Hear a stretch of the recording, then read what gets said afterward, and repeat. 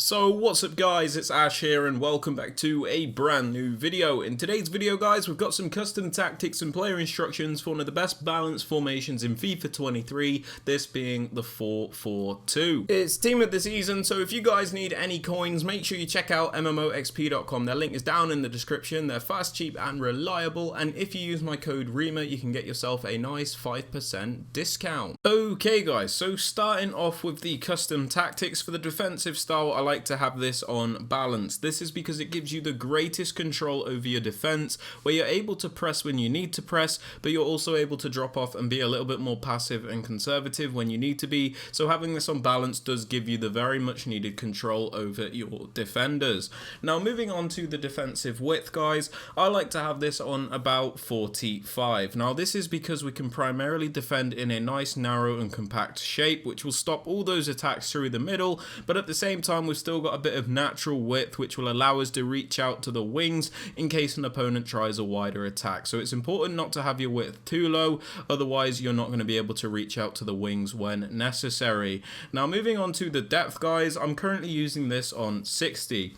Now the reason we have this on 60 is because we don't want to have it super low to the point where we're always getting pinned back and we have loads of pressure on us, and we don't want to have it like really high either, so you know we don't want to get through balled all the time and we don't want to get caught out. So having this on 60 is like really nice and balanced. We're not constantly getting pinned back and we're not constantly getting through balled because the line's too high either. It's really nice and balanced. Now moving on to build up play guys, I like to have this on balance. This is because it gives you the greatest control when you are building up. So when you want to play slowly, you're able to do that. When you want to play a bit quicker, you're also able to do that. So you're allowed to mix it up and really be more creative with it. If you have it on like slow build up, for example, you're forced to always play slowly. If you have it on fast build up, you're always forced to play quickly. But balance just allows you to pick and choose when and what style you use. Now moving on to chance creation guys, I suggest using direct passing. This is because it's the most meta option you can use. Basically your attacking players will bunch up against the defenders, so you can do the really overpowered 1v1 isolation plays. Players also make the extra movements in the box so you can get off the extra pass, which is not possible with other tactics. So direct passing is super useful guys. Now moving on to the attacking width, I like to have this on about 48 at the moment. This is not a specific number you have to use. But we don't want to have the width like too low, otherwise the team becomes way too narrow and it feels like your players are sat on top of each other. And at the same time we don't want to have like a crazy high width either, otherwise there's like a massive distance between all the players and you kind of like have to fire missiles just to get simple passes off. Moving on to players in box, I like to have this on about 5. This is bang in the middle. This is so we can get some players into the box to create those chances, but we don't overcommit the entire team to the point where we get counter-attacked. And as for corners and free kicks, I like to have these both on 1 because there is a corner kick routine that I use which requires both of these to be on 1. Link to that in the top right hand corner of the screen. Now moving on to the players you want to use guys, in the two striker positions I suggest going for a bit of a balance. So what I like to do is on the left hand side have a more creative player, and then on the right hand side we have like a more finisher poacher player. So I really like to have this balanced dynamic between the two, as I feel like you get a lot more out of the strike force this way. If you have like two finisher strikers, your team becomes very one dimensional and you're forced to just like lump long balls, through balls and crosses because that's all the players can do up front. So it's important to have like a creative player as well as a finisher, as I feel like you're able to switch up your attacks a lot more and there's a lot more variety that way. So I like to go creative finisher. It's up to you though.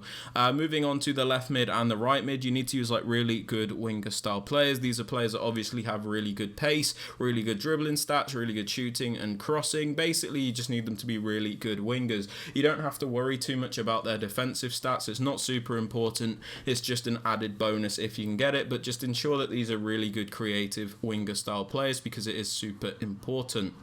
Now moving on to the left centre mid, I like to go for a more defensive minded midfielder. This is somebody that's going to stay back, break up the play and really add defensive security for us. So it's really important to get somebody with a medium high work rate if you can get it, as you get the maximum contributions in defence and they're not too bothered about going forward. But if you can't get the work rates perfect, that's fine. Just ensure that they are a good defensive card.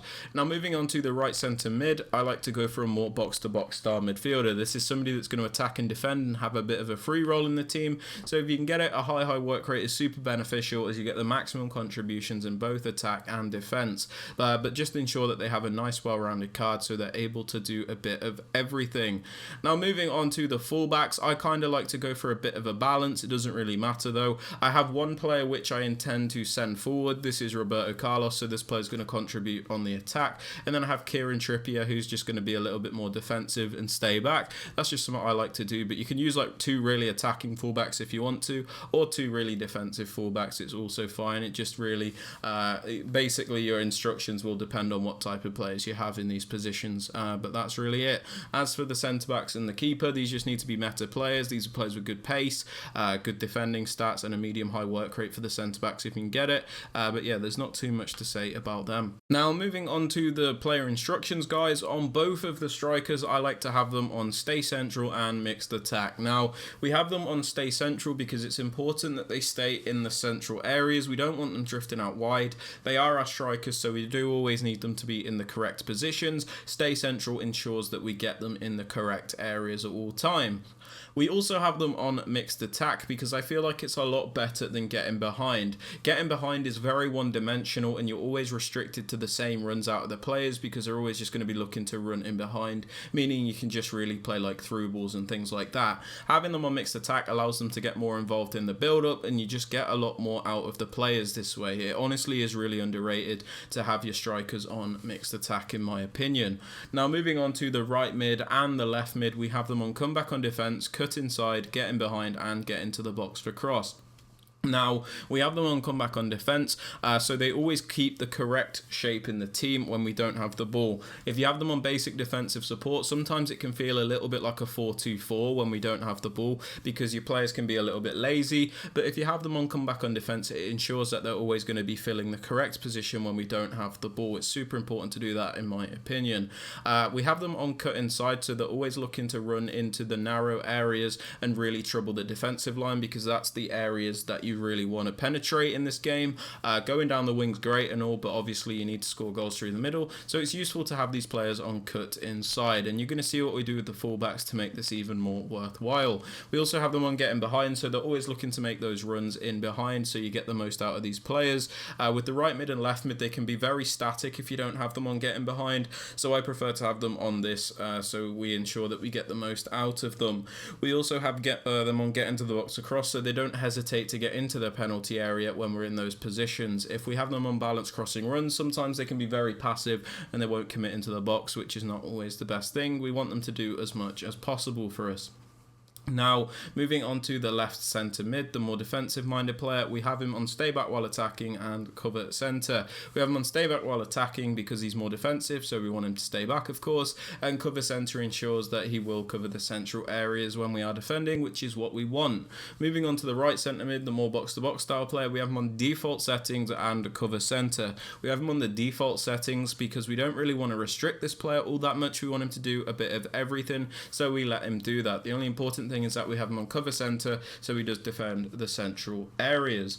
Now moving on to the left back, my more attacking fullback, I have him on balanced attack and overlap. Now this goes hand in hand with one of the instructions we have on the left mid. So like I said, on the left mid and the right mid, I put them on cut inside, so that means this player is going to run narrow when we are attacking, but we also have the fullback on balanced attack and overlap, which means when the left mid is running into the narrow areas, this player then has space to run wider and make the overlapping run, so it works out really well.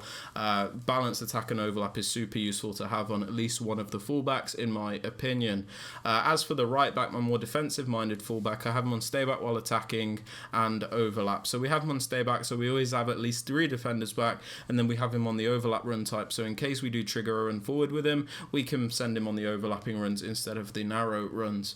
As for the centre backs and the goalkeeper, these are on default settings and I do not touch them. But yeah guys, they're my custom tactics and player instructions for the 4-4-2. If you have enjoyed or found this useful, please be sure to drop this a thumbs up, sub to the channel if you are new, and don't forget to turn on notifications. And with all that aside guys, I hope you have a fantastic rest of your day, and I'll catch you all in the next one. Peace.